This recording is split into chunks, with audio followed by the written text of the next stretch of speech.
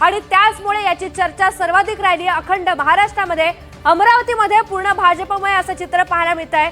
6 ठिकाणी भाजप नगराध्यक्ष उमेदवार सध्या पुढे आहेत। तर अमरावती जिल्हा हा पूर्णपणे भाजपमय झाल्याचं चित्र आपल्याला पाहायला मिळतंय। आताची सर्वात मोठी बातमी आपण पाहतोय, अंबाजोगाईमध्ये नमिता मुंदडा यांचे सासरे नंदकिशोर मुंदडा हे सध्या आघाडीवर आहेत। जुन्नरमध्ये नगराध्यक्षपदासाठी शिंदेची सेना आघाडीवर आहे।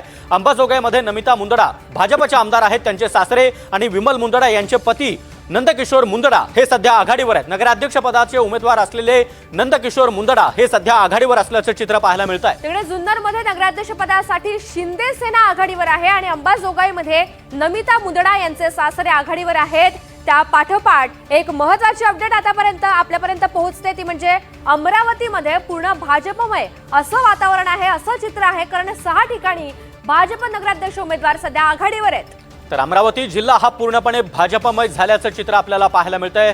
सर्वात मोठी बातमी आपण पाहतोय अमरावतीमधून। अमरावतीमध्ये संपूर्ण जिल्हा हा भाजपमय झालेला आहे। या ठिकाणी भाजपचे जवळपास 6 ठिकाणी नगराध्यक्ष पदाचे उमेदवार हे आघाडीवर आहेत। राज्यामध्ये पहिला निकाल हाती आलेला आहे आणि तो निकाल आहे भगूरमध्ये राष्ट्रवादीचा पहिला उमेदवार विजयी झालाय। भगूरमध्ये राष्ट्रवादीचा पहिला उमेदवार विजयी झालेला आहे।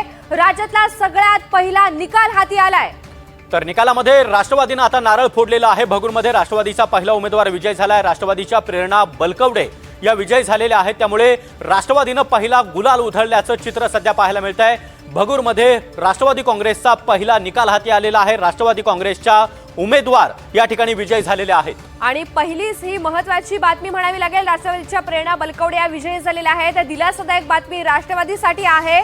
अवघ्या अर्धा तास लोटल्यानंतर पहिला जो राज्यातला निकाल हाती आलाय तो राष्ट्रवादीच्या बाजूने लागलाय, कारण भगूरमध्ये राष्ट्रवादीचा पहिला उमेदवार हा विजयी झालाय। प्रेरणा बलकवडे राष्ट्रवादीच्या ज्या उमेदवार होत्या त्या विजयी झाल्याचं चित्र आपल्याला पाहायला मिळत आहे। भगूरमध्ये आता या ठिकाणी राष्ट्रवादीने नारळ फोडलाय आणि गुलाल सुद्धा उधळलेला आहे।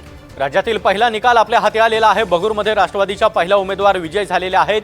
प्रेरणा बलकवडे यांनी पहिला गुलाल उधळलेला आहे, त्यामुळे राज्यामध्ये निकालामध्ये राष्ट्रवादी काँग्रेसनं नारळ फोडलेला आहे। भगूरमध्ये राष्ट्रवादीचा पहिला उमेदवार हा विजयी झालेला आहे। राज्यातला पहिला निकाल हा राष्ट्रवादी काँग्रेसच्या बाजूने आल्याचं चित्र पाहायला मिळत आहे। खरं तर नाशिकमध्ये सागर जर बघायला झालं तर अशी लढत वाटत होती की भाजप आणि सेना, कारण त्याचा संघर्षही पाहायला मिळालेला होता। असं असताना नाशिकच्या भगूरमध्ये आपण पाहतोय राष्ट्रवादीनेच बाजी मारली, राज्यातला पहिला निकाल हाती आलाय आणि यामध्ये भगूरमध्ये राष्ट्रवादीचा पहिला उमेदवार विजयी झालाय। या उमेदवार आहेत प्रेरणा बलकवडे, ज्या राष्ट्रवादीच्या उमेदवार आहेत आणि त्या विजयी झाल्यात। नक्कीच तर भाजप आता आपली अर्धशतक पूर्ण करताना पाहायला मिळतंय। केवळ 2 जागा भाजप पिछाडीवर आहे, 1 जागा भाजपला अजून अर्धशतकापासून बाकी आहे। 49 जागांवर भाजप सध्या आघाडीवर आहे। शिवसेना 20 तर राष्ट्रवादी अजित पवार गट 16 जागांवर आघाडीवर आहे। बारामती, दौंड, माळेगाव, इंदापुरात एनसीपीचं वर्चस्व आपल्याला पाहायला मिळतंय। राष्ट्रवादी अजित पवार गटाचं वर्चस्व बारामती, दौंड, माळेगाव त्याचबरोबर इंदापूर, त्यामुळे अजित पवार यांची प्रतिष्ठा बारामती त्याचबरोबर परिसरामध्ये पणाला लागलेली होती आणि अजित पवार या ठिकाणी कुठेतरी आपलं वर्चस्व पुन्हा एकदा सिद्ध करताना पाहायला मिळत आहेत। बारामती, दौंड, माळेगाव, इंदापुरात राष्ट्रवादी अजित पवार गटाचं वर्चस्व कायम असल्याचं चित्र पाहायला मिळत आहे। खरं आहे, कारण अजित पवार यांचा कायमच फोकस हा पुणे, पिंपरी चिंचवड आणि बारामती हा राहिलेला आहे। त्यांचं ते होम पिच आहे असं म्हटलं तरी वावगं ठरणार नाही आणि असं असताना तिथे प्रतिष्ठा पणाला लागलेली असताना सगळा जोर हा अजित पवार यांनी लावलेला होता आणि त्याचे परिणाम आपण पाहतोय। आता बारामती, दौंड, माळेगाव, इंदापुरात एनसीपीचं वर्चस्व आपल्याला पाहायला मिळत आहे आणि एकंदरीतच कलांमध्ये भाजप अर्धशतकाच्या जवळ पोहोचलाय। तर भाजपने आपला अर्धशतक पूर्ण केलेलं आहे। भाजप सध्या 50 जागांवर आघाडीवर आहे। आताची महत्त्वाची अपडेट आपण पाहतोय, शिवसेना शिंदे गट 21 जागांवर, अजित पवार गट 17 जागांवर। महायुतीमध्ये भाजप हा सर्वात मोठा पक्ष। एक्झिट पोलमध्ये देखील हे चित्र आपल्याला पाहायला मिळालेलं होतं। तब्बल 147 जागांवर भाजप विजय होईल असा दावा करण्यात आलेला होता। चाकणमध्ये आपण पाहतोय मतमोजणी वेळी ईव्हीएम बंद झालेला आहे। चाकणमध्ये आता महत्त्वाची अपडेट आपण पाहतोय, मतमोजणी वेळीच ईव्हीएम मशीन बंद पडलाय। एक महत्त्वाची अपडेट आहे, चाकणमधनं मतमोजणी वेळी ईव्हीएम बंद पडलाय। नेमका काय तांत्रिक घोळ झालाय याची स्पष्टता झालेली नाहीये। नगराध्यक्ष निवडीमध्ये महायुतीला मतदारांचा कौल असल्याचं चित्र आहे।